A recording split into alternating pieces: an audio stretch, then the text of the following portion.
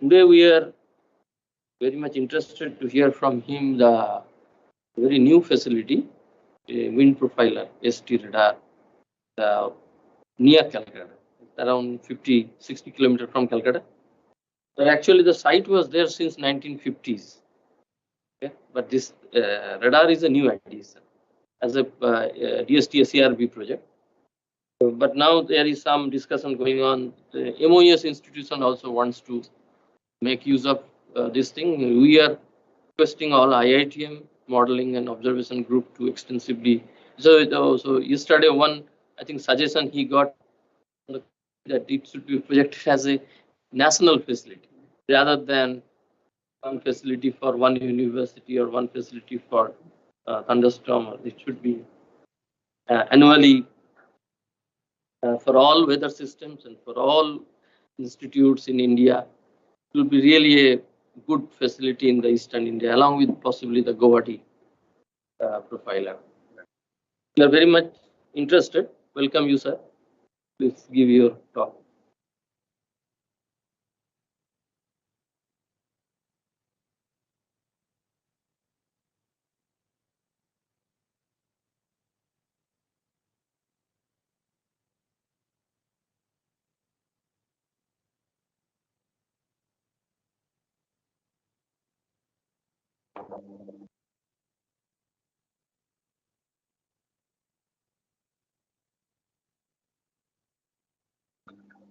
Okay. So is it fine if I speak from here? Yeah.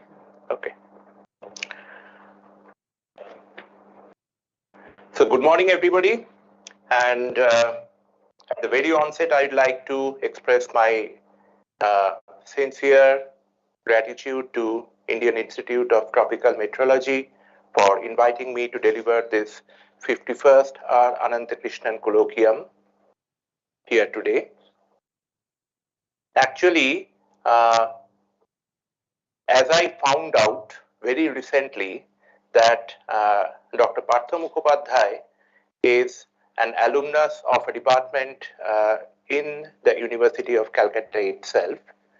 And in addition to him, I also know Dr. Kaustubh Chakraborty from this particular institute. In fact, we are collaborating on some journal publications together. So let me proceed. I will spend a few minutes on our department. It was founded by late Professor Shishir Kumar Mitra, FRS and Padma Bhushan. He is on the left, and on his right is his equally able student, Dr. A.P. Mitra, who went on to become the Director General of CSIR. So this is a photo I found from the URSI, that's the International Union of Radio Science, their General Assembly, which was held way back in 1952. Interestingly, Professor Mitra, I found from some of the documents that he was one of the first to suggest that we could use radars for atmospheric studies as well around the 1930s, middle of 1930s, because till such time, the radars, they were mainly associated with defense or military purpose, but it was he who first put forward this idea that we could also utilize it for this kind of research activities. Of course, Professor Mitra is better known for his contribution to the in the field of upper atmosphere or ionosphere, and it was his group which first put forward the experimental evidence of one of the ionospheric layers, which is known as the E layer. They are differently classified as per the English alphabets, the D, E, F, and so on. And his book, The Upper Atmosphere, which is published by the Asiatic Society. So that still stands as one of the very reputed standard textbooks for the undergraduate students. We still refer that book, and we have that in our library as well. Our department was one of the first in the country to start postgraduate teaching in electronics, it was around 1949. In 1949, that Professor Mitra, he was earlier associated with the radio application or radio physics laboratory of the pure physics department. But then as more and more emphasis was put on systems which were operating in the radio wavelength, so he established a separate department by the name of Institute of Radio Physics and Electronics in 1949. And incidentally, we are celebrating the 75 years of our department this year. So as I was mentioning that his expertise and his group's expertise was more focused towards the upper atmosphere, and he established this ionosphere field station at a place near Haringhatta, about 50 kilometers northeast of the city of Calcutta, in an area of relatively low radio frequency interference. In those days it was low, but nowadays if someone visits, one could find that within, say, a few hundred meters, we are having mobile phone towers and such things. But still, compared to a metro city, the levels of RFI are significantly less at that place. And he assembled one of the first manual ionospheric sounding systems. It's an active instrument transmitter, high power transmitter, which transmits pulses and gets the reflected back signal, from which we could make conclusions or inferences about the medium from which it got reflected. So that was one of the first in Asia in 1954. And I was curious to find that the data from that is available in online at this Space Physics Interactive Data Resource program of NGDC in Boulder. It continued its operation with some modification up till about 1977, after which, because of lack of spares, its operation had to be discontinued. So, presently, by presently I mean over the last 10 to 15 years, our department is operating a number of systems, both active and passive. And the newest one, of course, is this 53 megahertz high power with a peak power of about 950 kilowatt, fully active phased array radar. And the observations from this radar, as we have found out over the last 2 to 3 years, are novel, in the sense that this is the only such system in the entire eastern and northeastern part of the country operating around 50 megahertz.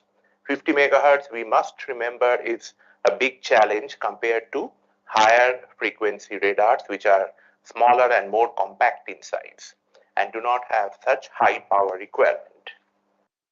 In addition, we also, our department, we are also part of this Cosmic 2 ground receiving, ground monitoring system, one of the stations of 15 global locations. So we have one receiver under that program also. And for the last, say, at least 20 years, we are a part of this US Air Force Research Laboratory. They have a global chain of stations, more than 100 stations, of which one of them is in our department, as a part of which one receiver is operated. And of course, through our collaboration with the Indian Space Research Organization, we also have this Indian Regional Navigation Satellite System that is also functional in our department. So, if we try to understand the entire wavelength regime or the frequency range over which we are having these observations, we could see that starting with the radar around 50 megahertz, through some other satellite signal receiving systems that we have at 150, 400 and 250 megahertz, then the GPS and such systems around the microwave L band, and IRNSS around 2.5 gigahertz, that is the microwave S band. So we could characterize the atmosphere using some kind of a coordinated observation right from about 50 megahertz and going up to 2.5 gigahertz. So that's a huge range of frequency, radio frequency, over which you could have simultaneous observations. And the basic idea is that many of the atmospheric features, whether we are talking about the lower atmosphere or the upper atmosphere, they are sensitive to the wavelength at which they provide some backscattered signal or other phenomena.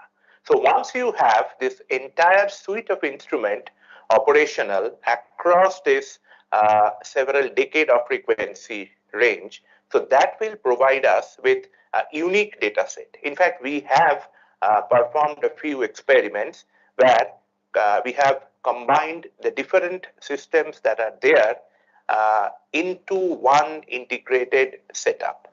I will show a few results of that.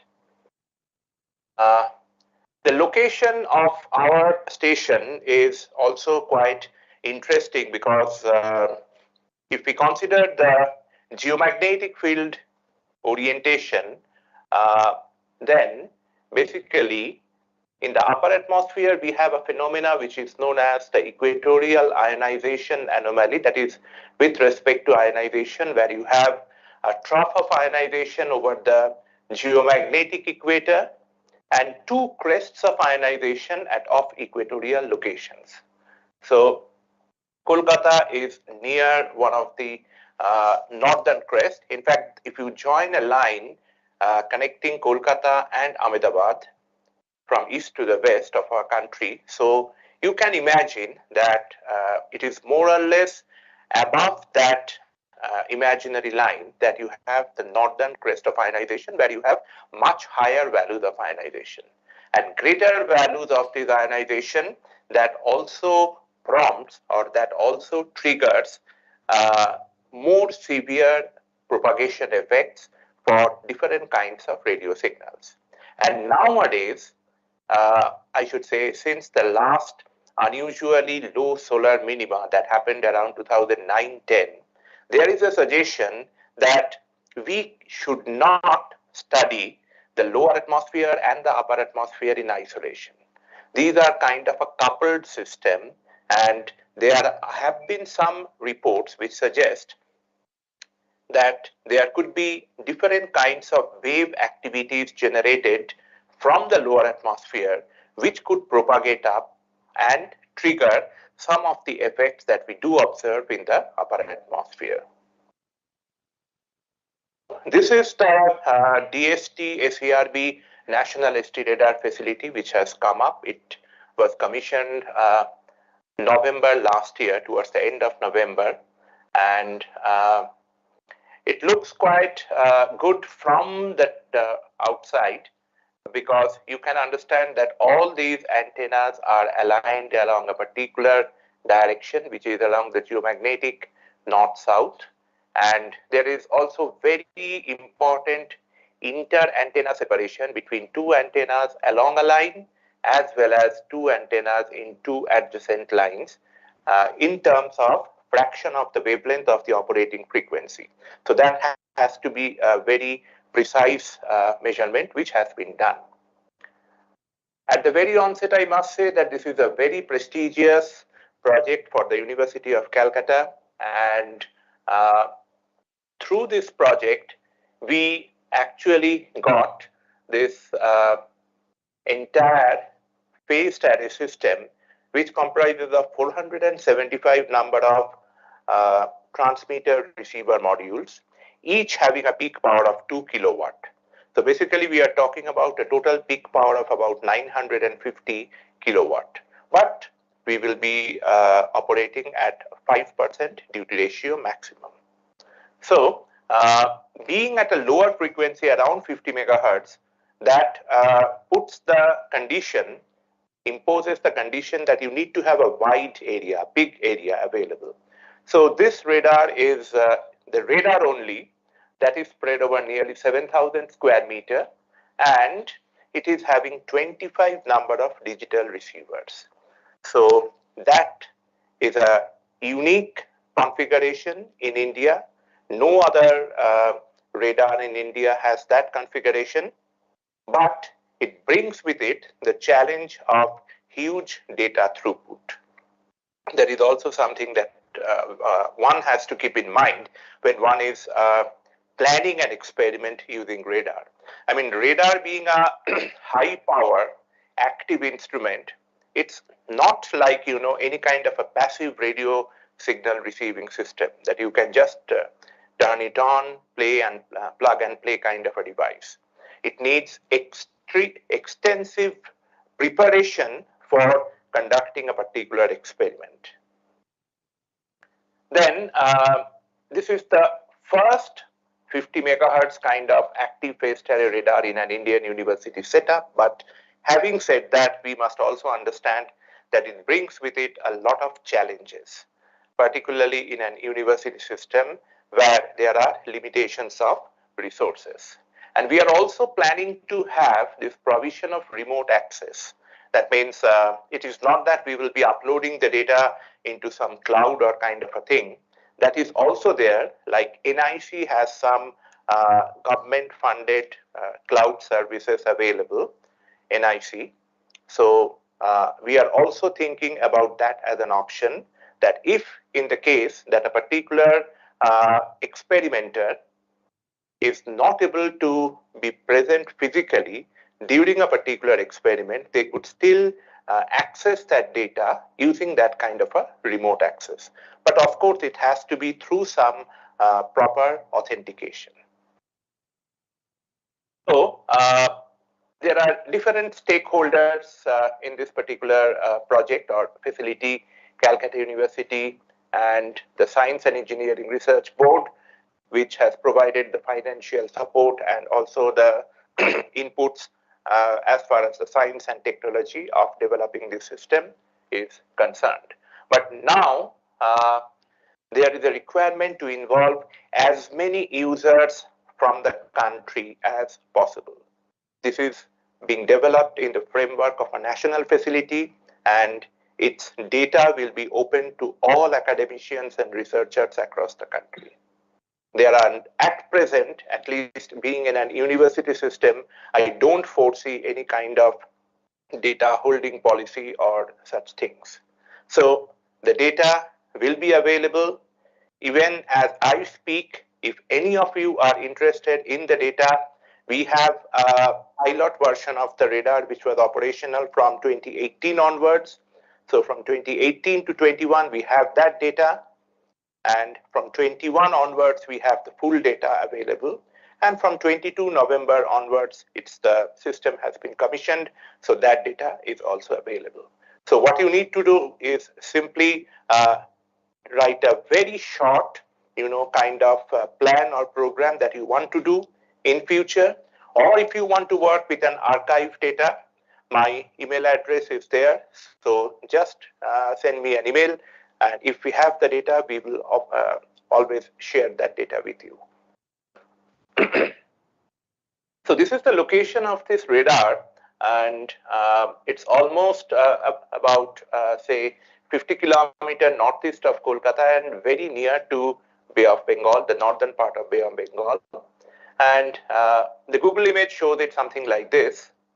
So this radar, from the lower atmospheric perspective, is in the transition region from the tropics to the subtropics. Some of the initial results that we already have from this radar that indicates that some of the features of lower atmosphere which it has measured are quite different from what you will be having at Kusat in Cochin or at Gadanki in NARL. So there are marked regional differences, so to say. And the entire array, consisting of about 475 number of transmitters and receivers, they are arranged in the form of some hexagons. Of course, these are imaginary hexagonal structures, and there are 19 transmitters and receivers within each of these hexagons, and there are about 19 such hexagons if you count them. So that makes it 19 times 19, 361.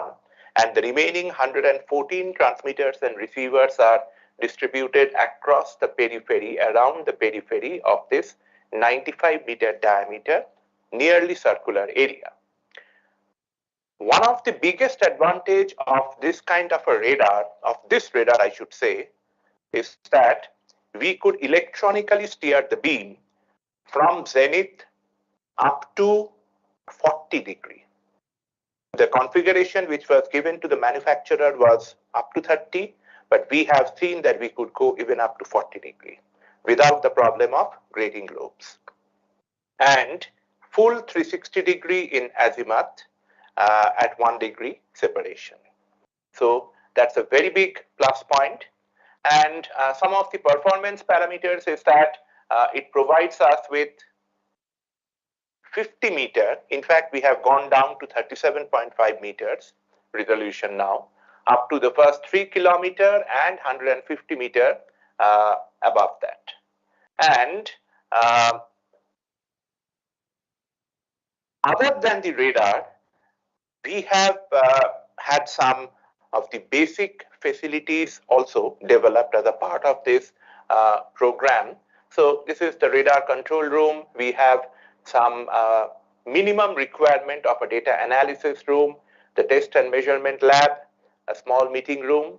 And for those students and scientists who plan to visit there and conduct some experiments, there are a few rooms also available where they could stay overnight.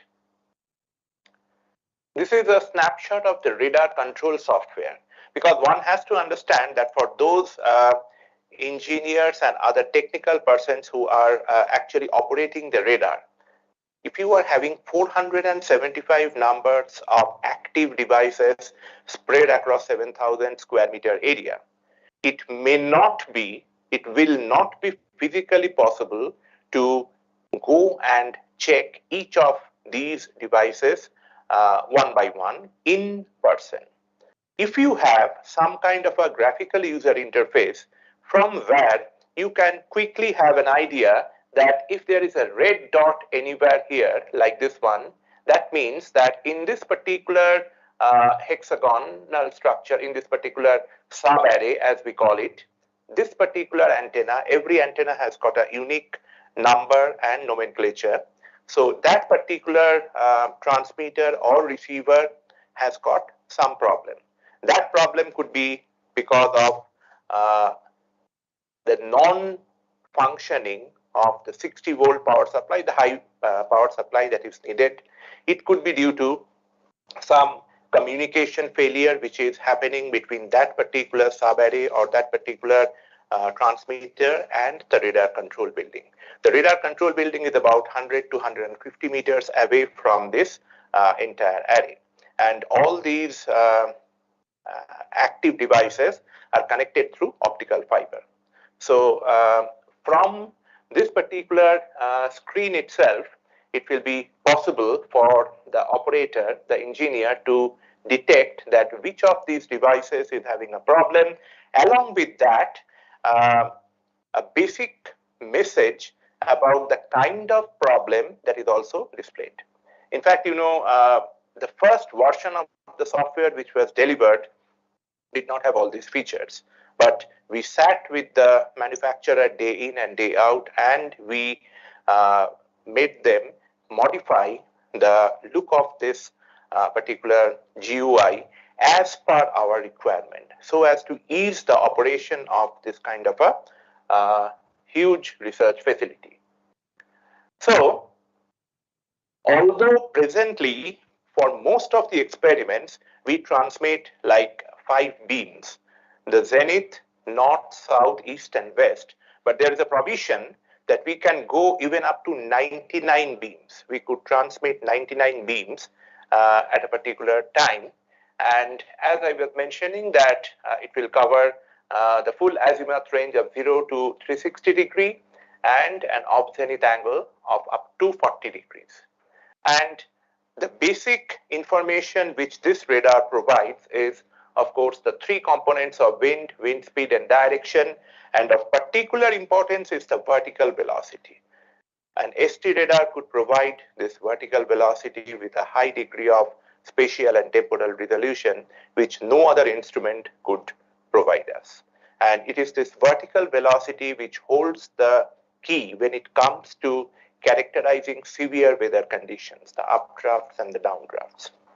So the radar, these are some information about, what kind of output you can get from the radar. It provides both the time series as well as the spectral data. And we have an analog as well as a digital receiver, both available. And we are also calculating from this radar only, we could also calculate some of the turbulence parameters. So for the students of atmospheric science, I think this kind of standard or universal data format is very well known to you.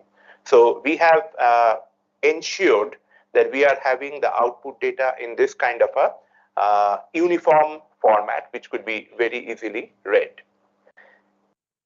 Around the middle of this year, we were also curious to know that since the specification of our radar was very similar to that of NARL at Gadanki, so why don't we try to see if we could get some mesospheric echoes? So we did some experiments, and we actually got these mesospheric echoes going up to heights of like 70 to 75 kilometers. So this is something which is of extremely high importance to certain sections of the community who are more interested to see beyond the the first 20 to 25 kilometers of the atmosphere. And of course, my pet subject, the ionosphere, that we could also get, like as you can see that on a particular day last year, we got this kind of beautiful signatures from heights as high as 650 kilometers. In fact, we could go up to 1,000 kilometers. So during the developmental phase of this radar, initially as a proof of concept, we started with a 19-element pilot array. And we are extremely thankful to Space Physics Laboratory, who at that time, they volunteered to have about 100 radio sonde launches from our radar site, so as to check that the proof of concept that we have developed initially, before we multiplied it across the entire sub-arrays, so that is functioning properly, and that is providing the wind information with a certain degree of confidence. So we did all those experiments in 2019, and our boys were also very much excited, because we have to remember that in the university system, we did not have this kind of a major radar facility before. And in fact, the entire eastern and northeastern part of the country. So it was very exciting and also challenging for them, because sometimes it did happen that the balloons which were launched, they used to, after burst, the payload used to fall at a district which is like, say, 200 to 250 kilometers away. And there were very good, kind of communication also established by us with the air traffic control, because the aerial distance of the Calcutta airport is only about 30 kilometers. And there are many flights which fly overhead our radar location. So that was ensured. But at the same time, when it fell on a remote place in a very small village, then sometimes it did created some kind of a excitement among the local population there, and it was sometimes difficult to convince them that this was just a pure scientific instrument that was being launched. So the results of those you could find in this particular paper. Nanda Kumar is one of the project engineers who works in this facility. So that was published in Radio Science. And some of the important take homes, I should say, from that particular observation which we had with the pilot array was that we found very good correlation of the order of like 90% and above for the zonal winds and about 75% and above for the meridional winds. There were some outliers which we could ultimately trace to the fact that most likely they were due to the fact that there was some kind of a deviation happening between the radio sonde track or trajectory and the radar measured winds beyond a certain altitude. So that was one of the reasons. The second one, of course, is that in a pilot array, which is much smaller in dimension, you have a larger beam width of the entire system. So that was also one of the factors. Like, for example, in the main array, now that it is fully functional, we are having an entire array beam width of only about 3.5 degrees. So that is ideally suited, and we are expecting to get much better correlation in this case, in this particular, using this main radar. So as I was mentioning, that the most important capability of this radar is the vertical wind measurement. Typically, it can do at 30 seconds. Every 30 seconds, it could make a measurement. So yesterday, I was having a discussion with one of the students from Dr. Mukhopadhyay's group that for modeling purpose, perhaps such high latency is not required. So I am of the opinion that let us have a high resolution data which we could always scale down, rather than having a low resolution data from where, sometimes it may be difficult to, miss out, or there is a high possibility of missing out some of the features if you do want to go back to that. So this information is available with us. And then we were also a kind of opportunist, I should say, when we had this tracking of the Sonam Fund. If you recall, that happened in May 2020, at the time when there was almost every institution was closed because of the pandemic. So one of our project engineers, Nanda Kumar, he could not go back home and he was stranded. He stays nearby. So I just requested him that since you are nearby, why don't you operate the radar and see that if you could get some good signatures. So he did, and we found some very interesting results from that radar, and that was later also, we complemented that with the S-band DWR data from Kolkata and the ERA reanalysis data. This is where Kaustubh, he put in a very good effort, and also Dr. B.M. Kannan. So the track of this storm, the trajectory of this storm was very close to our radar site, and we got one of my students who works with this turbulence part, calculates all these, turbulence. On that particular day, we could operate the radar till about 5:30 in the evening, beyond which, there was a continuous power cut, and even the backup system that could not provide us with any further power backup. So we could operate it on 18th, 19th, and 20th up to about 5:30 in the evening. And if you just recall that the landfall was around that time only of the cyclone Amphan. So that, to my knowledge, is perhaps one of the first super cyclone tracking from India using a radar. There have been other studies done. I found that NARL have done some other work way back in around the 1990s or early 2000, but that was for a particular cyclone which was passing across the Chennai coast. And the radar at NMRF at that time was not very close to that particular trajectory. So when the system got commissioned, one of the first things that we checked was that what was the kind of height profiles that we were getting. And we were really surprised to see that even though the specification was mentioned at around 20 kilometers, but we were almost routinely getting up to 24 kilometers in the lower atmosphere mode. And of course, I have shown you the mesosphere and the ionosphere mode, so that is also there. And then these are the 5 beams, the zenith, east, north, west, and the south. So these were the profiles that we got on a particular day. And like this is for 17th June this year, we got these profiles. And this radar also has got the capability of having multi-channel operation.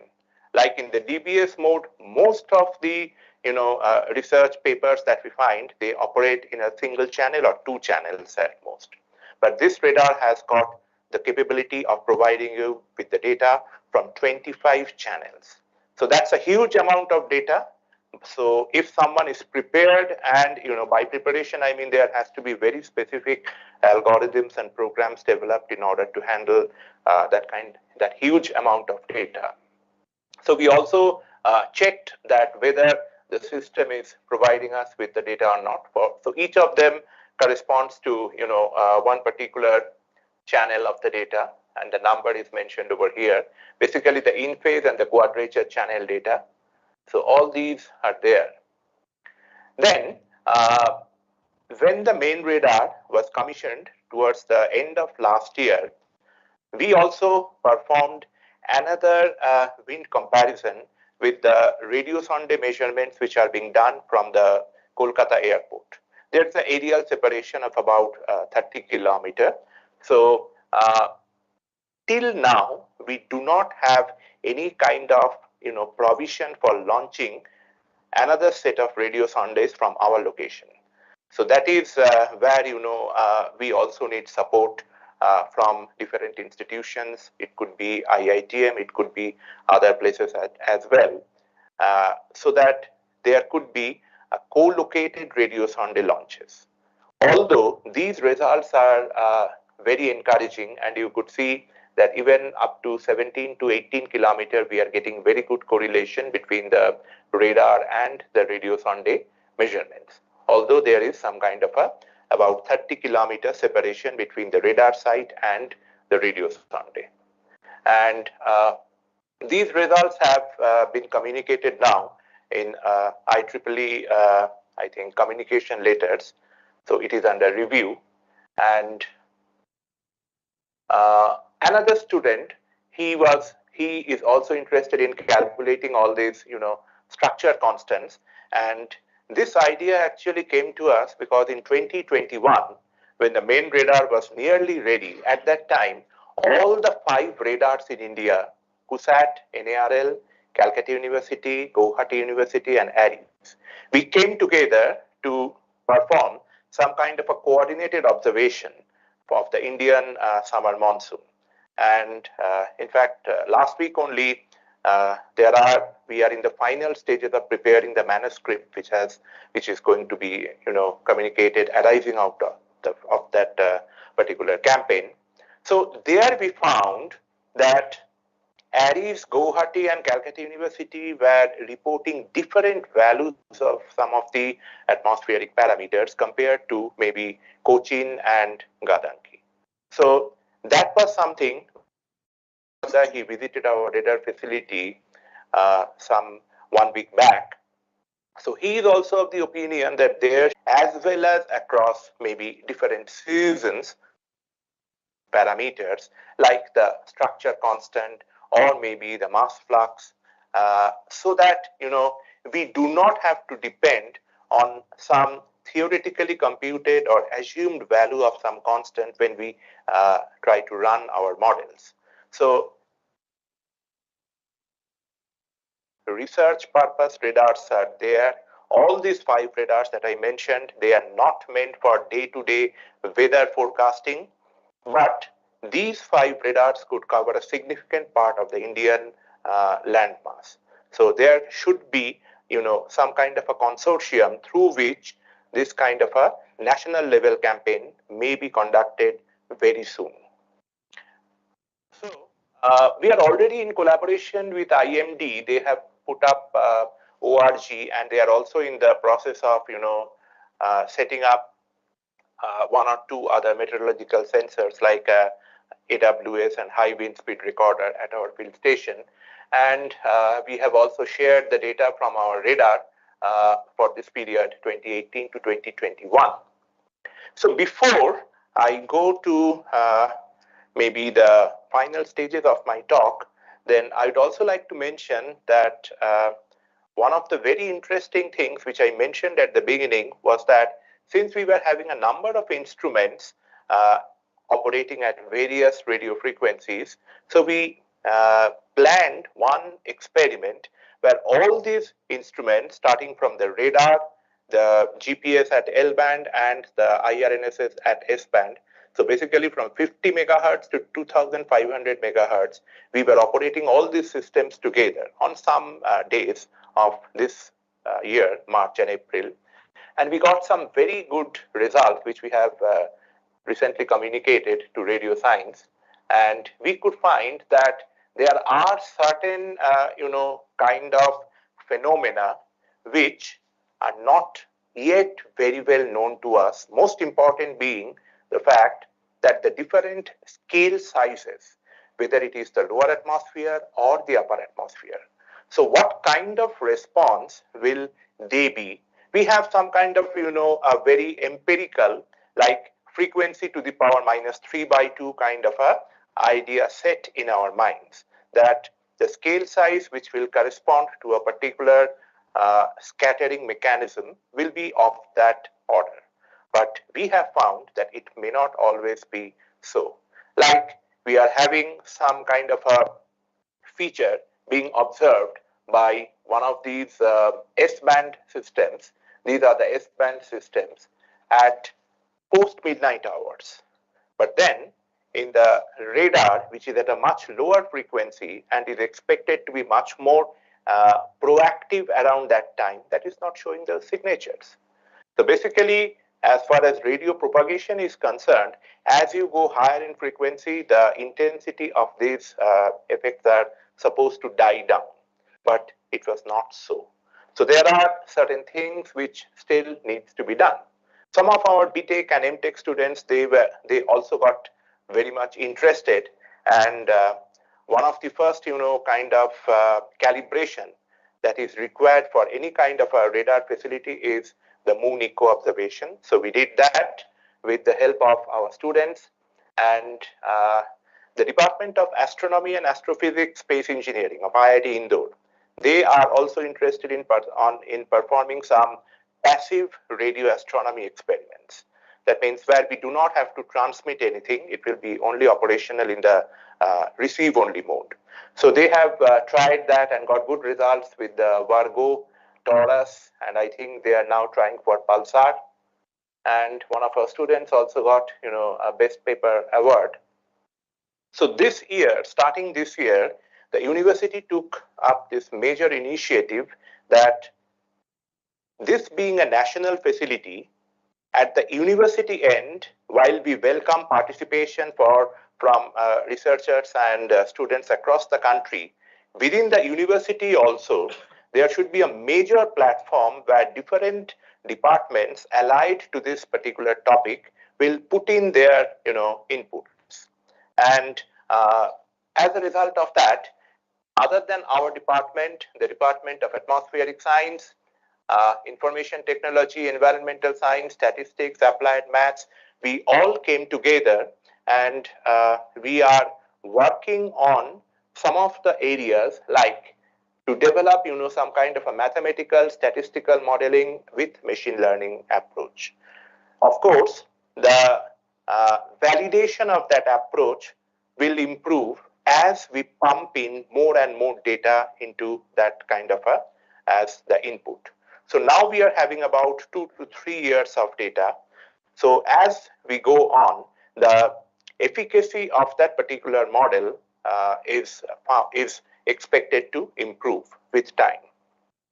Then, as I was mentioning, that the gravity wave propagation, the gravity wave studies, one of our younger faculties is involved in this particular work, and we are trying to see if the radar on a particular day could identify some kind of a periodic or wave-like structures propagating up, because we have seen that it is not only limited to maybe 15 to 20 kilometers, but it would go even up to 300 kilometers.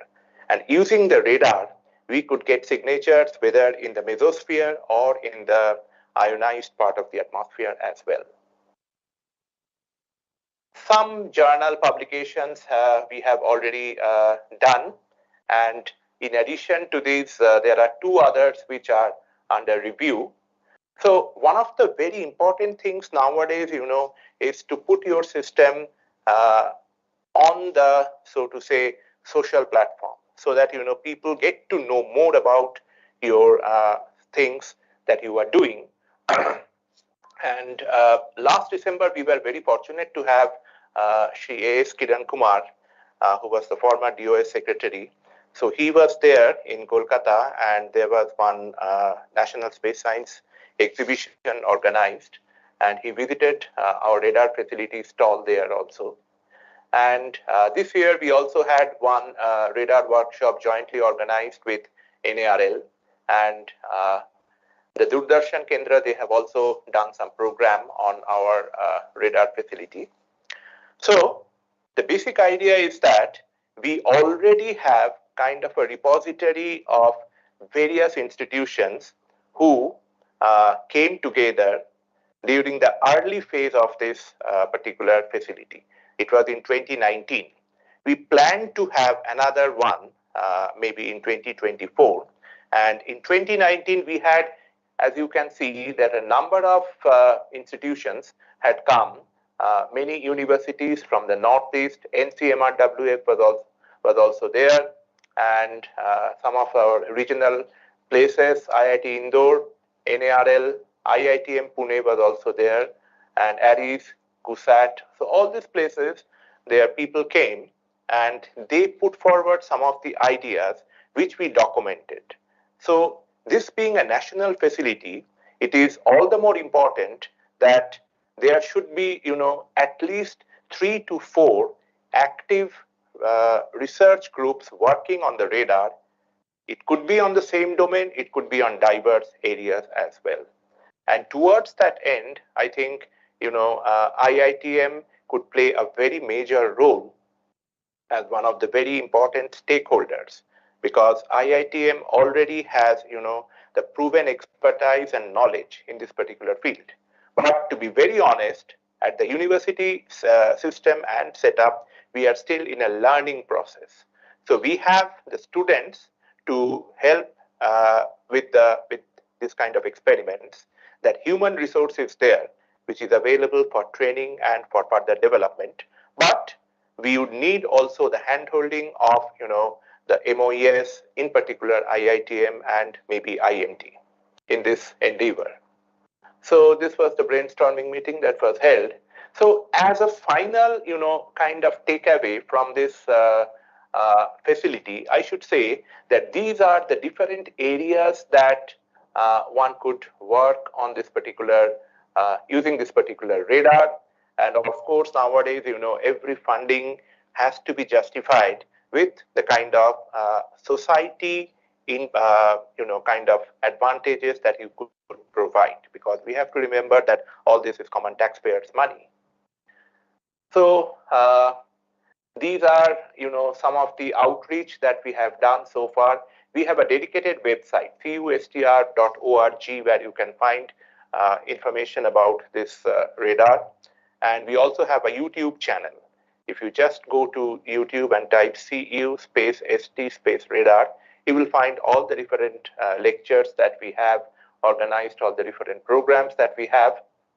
So overall, university, has this long-term goal that there should be some kind of a ecosystem where not only the university faculties and researchers and students, but there could be experts coming in from various organizations and institutions like IITM, it could be from NARL, it could be from ARIS, and they could be inducted as adjunct faculty in that, within the framework of that particular facility, and they could also provide their valuable inputs in developing. They could also have students under them who will be working for maybe their master's project or even their PhD.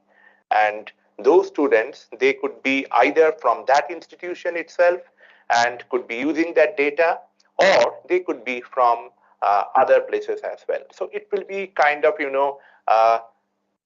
pool of resource, of human resource, where the supervisor may be from one particular institution and the students could also be from that same or from any other institution.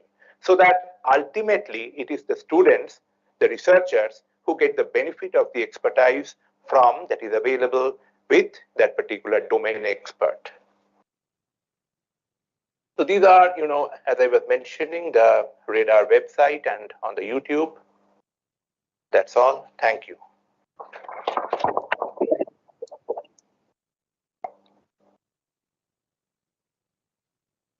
Questions?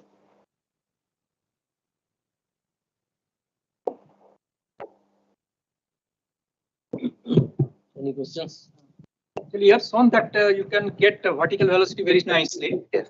So have you tried for some thunderstorm cases? Actually, some thunderstorm lighting you have told in some. Yes, yes. So have you attempted that and actually validated that whether this vertical velocity? Yes, actually, IMD, they have requested us for some specific dates of thunderstorm.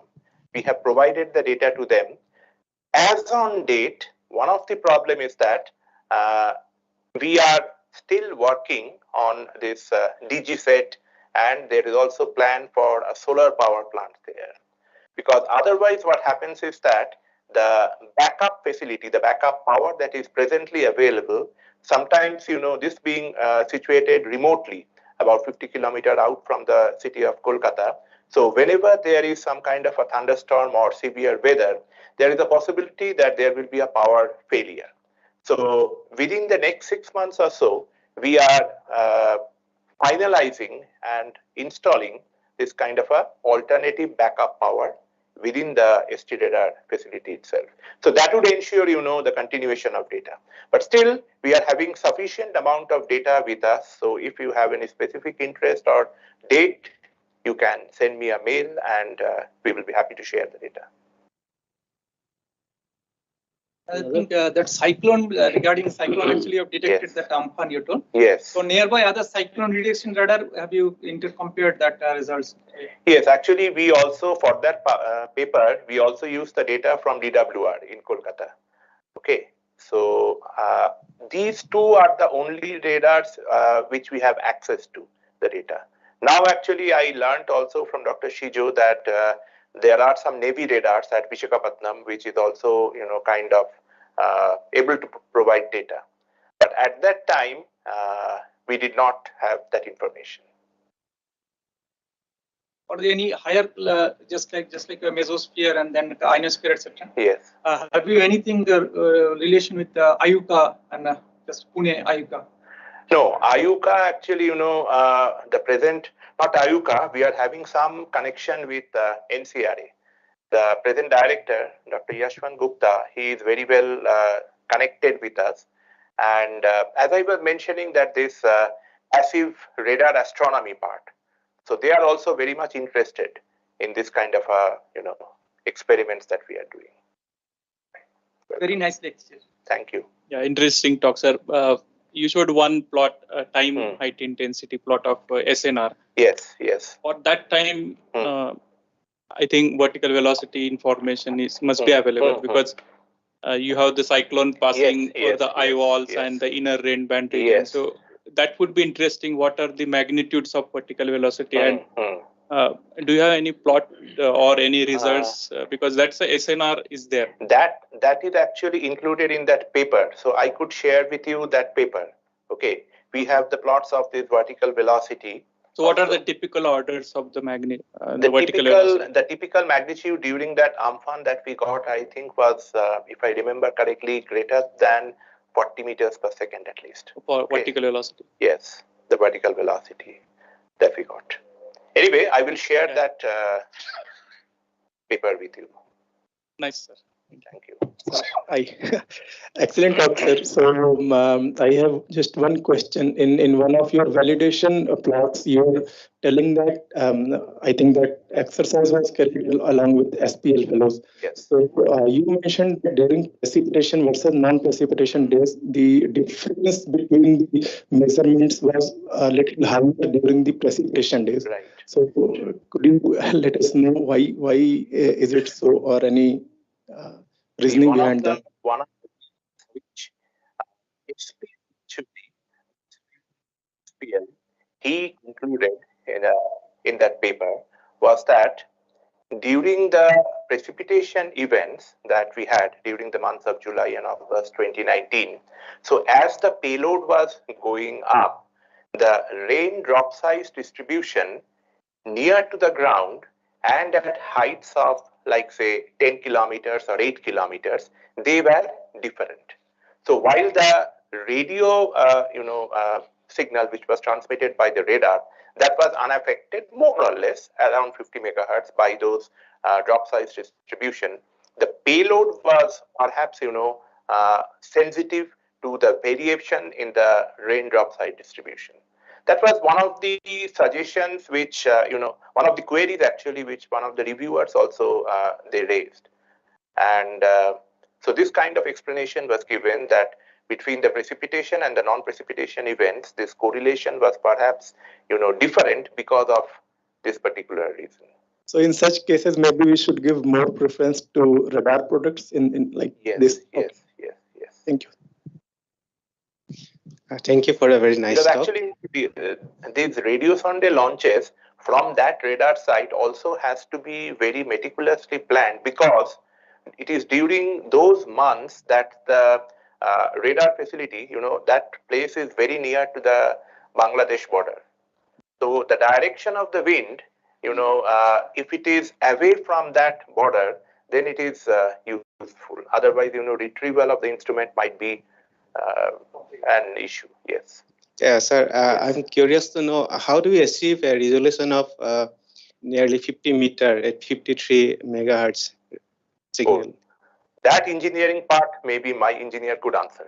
Okay. Yeah. That, in fact, we have gone down to 37.5 meters. Yeah, that was a bit surprising. Yes. Yeah. I think it has got something to do, with the pulse duration, the IPP and the, the interpulse weights and those things, which actually, there are various parameters which you can set before you start actually radiating, which determines that up to what height you can go with a certain pulse, the kind of code that you are superposing on the signal, whether it is a simple Barker code or some other kind of, more complicated code. I think they are the things which actually determines that how you could get that level of resolution using this particular radar. Yeah, lastly, another, how do you maintain your system? Because it is from the university supporting you or SERB, they are supporting you? No, SERB support has ended on 30th June this year. And it is indeed, I should say a tragedy that all the boys who are working there, they are working without any kind of payment for the past 6 months. Okay. So that is why, we are frantically searching for funding, at least for the manpower part. University is providing the basic facilities like electricity and such things, and that is huge. I mean, it's almost like 4 to 5 lakhs per month, because when you operate the radar, you have a 350 kVA dedicated electrical substation, which is working. So that is why, we are also going for this solar power plant. Thank you. That cannot be extension of that project. As I understand that SERB says that they do not have that mandate to, support the operation of a facility. They are there for, DST all facility, they spend money to build the facility. Initiating. Not to continue the facility. That is the policy of DST. Tomorrow some instrument goes, then what will happen? That is a PI's responsibility. That is why he is standing here. His basic purpose of coming here is to make some provision for those dedicated engineers who are working there, whether MOES can support them, and the university is already supporting, say, 60% in terms of electricity and maintenance. And if these engineers are supported by MOES, then this facility can continue. A instrument without person doesn't make any sense. So that's why, and there is some other, like he's telling all of you, he's trying to connect to everyone. So Dr. Sijo is there. There is another initiative going on parallel in IMD, which is called Thunderstorm Test Bed. So they are also planning to include his instrument. Initially, they thought they will purchase one for Calcutta. Now, when this instrument is there, they said, why do we again invest? Already something is there, let us use it. So it is a win-win situation. So MOES also gains, he also gains. Yeah, Dr. Sijo. Thank you, Professor Ashik Paul. It was very informative lecture. And I would like to ask you one question. What is the specialized instrument? Any co-located instruments are there, or any future plan is there? Yes, actually, very recently, RMC, Regional Meteorology Center, they have informed us that they will set up AWS and a high wind speed recorder adjacent to that facility. In addition, through our proposal to MOES, we have also, kind of provision for a micro-rain radar and an electric field mill also. So at least these are, if we get them over the next, say, 1 year or so, then that will be a reasonably good setup for conducting lower atmospheric research. Yes. Yeah, at least see, you have a lot of space here. Yes. As yes. It is found. So at least surface meteorological measurement should be regularly measured here. It's not a big deal. You should have Stevenson screen or, like nowadays, automatic rain gauge, hygrometer, and thermal, everything. So that's yeah. And your engineer can be given a, just 1 month training how to collect this data. And so Somnath Datta has gone there, so I think training. Yeah, Somnath is there. No, they are already in touch. They are already in touch. So RMC has already put up something. RMC Kolkata. ORG they have put, and so at least surface observation should come from here. Any other questions? Yeah. Yes. Madhu. Okay, Madhu, go ahead. Very good afternoon, sir. Thank you very much for such a nice presentation, and thanks for you are coming here and telling about the very important information about the Head Bay of Bengal wind profiling. So radar has come to you. Yes, sir. You did not come to radar, so radar has come. No, means that's what Guruji जब ready होता है तो शिष्य ready होता है तो गुरुजी आता है करके आपने आकर हमको इसके बारे में बता रहा है. बहुत धन्यवाद है आपके लिए. So I just want to ask that you are having a spaced antenna technique. How the clustering, have you tried anything, or otherwise is it in any planning? Because I just want to see that a spaced antenna technique way of because that is the beauty when there was an inhomogeneity creates when there is a convection in one area. So I just want to see the winds, how it is different. So that is very better way to see the cold weather condition in the isolated place. The spaced antenna works well. So you are having a 25 channels. I'm really looking for it. We can explore something there. Sure. So do you have any experiment in that direction already? We have done the spaced antenna using this multiple channel. That's a huge challenge for us. So what we have done so far is that we have operated only in some campaign mode for this spaced antenna just to check that whether the system is functioning properly or not. How many clusters you have? We have used all 25. Yes, all 25, because as a kind of validation of the system, we had to go with the whole system. So we have done that. Of last 2 years, only 19 elements, one cluster only have been operating for last 2 years. Yes, till 21, till 2021. Right. From 21 onwards, this radar was more or less ready, finally commissioned in 22. So over the past 2 years, we are more familiar with the main radar.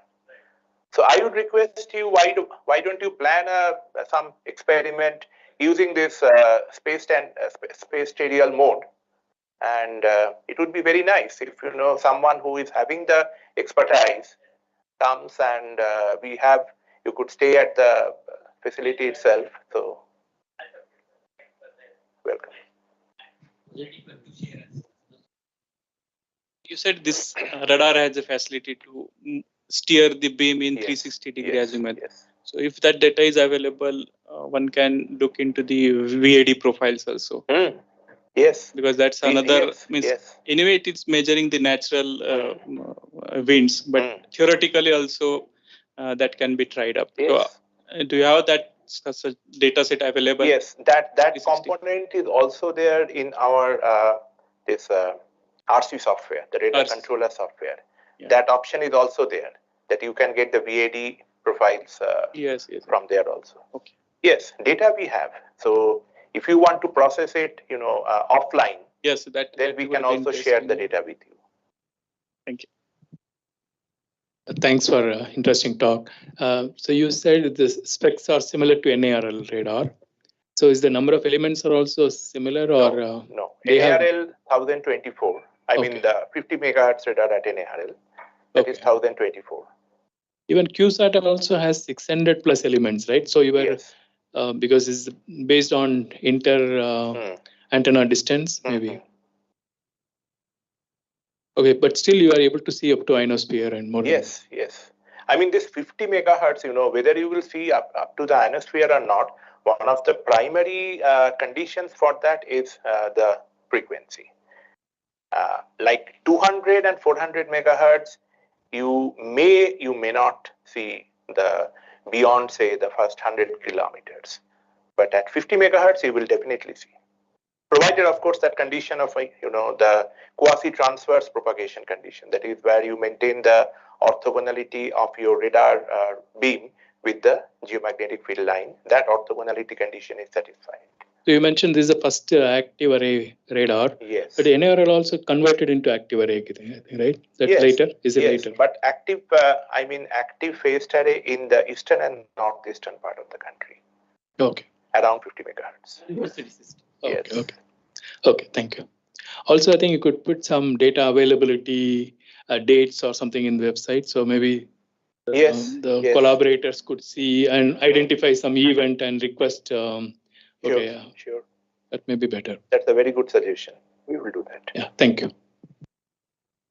Very nice. So before ending, see, I will suggest one thing to you. Already I have given a lot of suggestions. First thing is you could find out the curiosity here. Make a target in 2024, at least 12 paper, 1 dozen paper you publish with this collaborator in this room itself and outside. That's one target. Second target is, see, make a national dedicated wind profiler conference. Okay, now you have so many in Guwahati, in Aries, in QSAT, in NARL. People are not knowing the strength of this. I am sure nobody apart from Madhu and myself and maybe Pandi, there was no one in this hall was aware. Yeah, so he is getting surprised. So people are getting surprised whereas the system has already started. So question is, bring the researcher first produce a lot of paper for whatever. If you want to turbulence, fog, pollution, weather forecast, like Madhu's thing, whatever. So publish.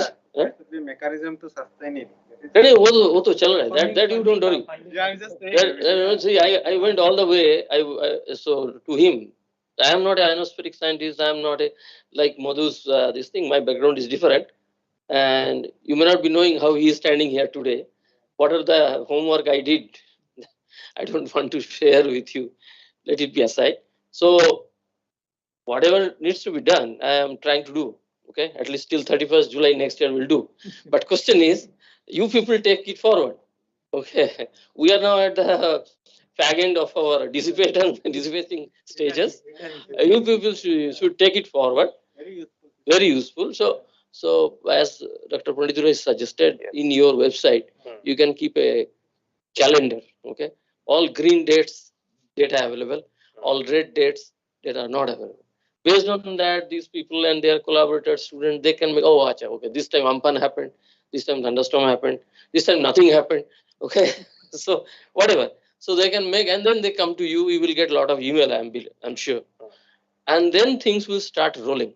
And this message will not only remain here, they will tell their friends in Northeast and Northwest. So your things will come from there as well.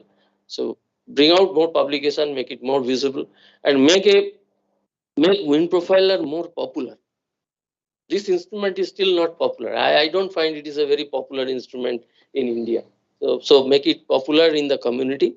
One way is make a 2-day conference anywhere. I mean, in Calcutta, Guwahati, and call all the people, all your collaborators. By the time you will be ready, and I'm sure MOS will support you, because Secretary is very much pleased to see that university is coming forward and giving at least 60% of the cost. So he said, when the university is giving 60%, why not MOS will get 40%? So it's a very simple deal, I believe. So you will go back and revise as per the committee's suggestion, and then come back. Now I have just one query. What Medha also asked. The one point you said that Amphan 12 meter per second on 18 to it becomes 41 meter per second. 41 meter per second means it's almost 150 kilometer per hour. Yes. Okay, so it cannot be vertical velocity. It must be horizontal, because on 18th when it was approaching, it was so that must be your either U component or V component. I'm not very sure. So it could be horizontal wind. So see, on 18th it was approaching. Okay, the previous somewhere you have written, actually there is yes, see, it is written on 19th it was 12 meter per second. And on 20th it was 41 meter per second. So 41 meter per second means it is almost wind speed here. almost Vertical wind. It's the wind speed. Yeah, wind speed. So it is total wind speed. So vertical may be 10 meter per second, around 10-12. But see, what is important is if your students or researcher can plot this time series, that you in how much short time period it has become from 12 to 41. That is very much useful for us. Okay, that's kind of intensification, we can say, how much short time it has become from 40 kilometer per hour to 150 kilometer per hour. Okay, so 100 kilometer per hour increase in how much short time. That's a message what meteorologist wants to know, as a new modeler wants to know. Yeah, but particle velocity you can extract, as Sachin was telling, that may be around 10-12 meter per second when the cyclone is actually passing. But it is a very benchmark case that Amphan, incidentally, unfortunately, but fortunately for you, has crossed almost very close to Hooghly, Nadia and these districts, caused huge devastations, but you must have got wealth of data. Anyway, so we had, Madhu, we have another question. I just want when you are operating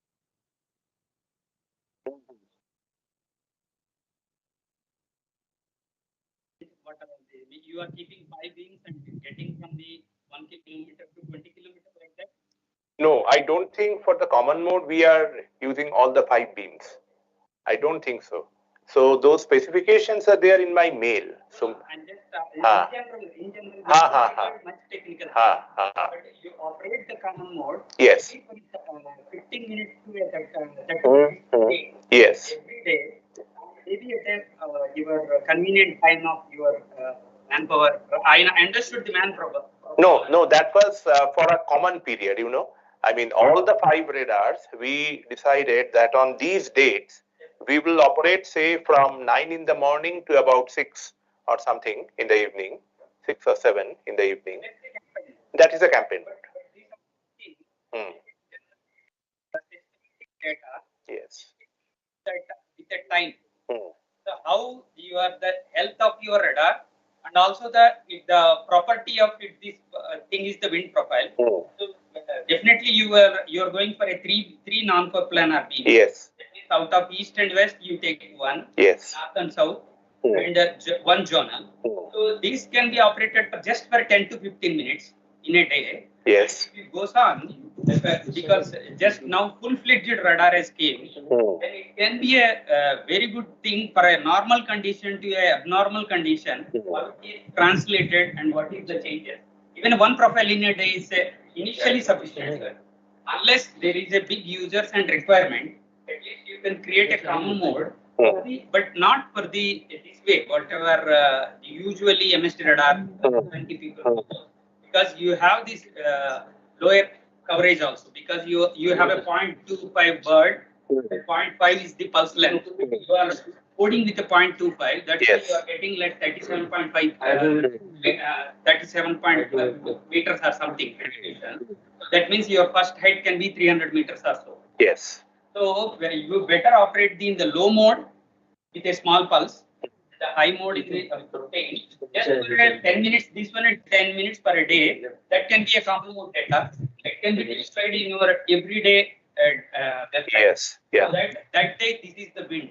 Means it's a typical wind of that day. So that if you can operate for next 4 to 5 years, you can cover all the scales of the weather events that is passing over your side. Sure. So that is Sure. things that I Yes. Yes. Yes. This is something which could be done. Yes. Yes. Thanks. Okay, so let us thank Professor Pal for his talk. Thank you, sir.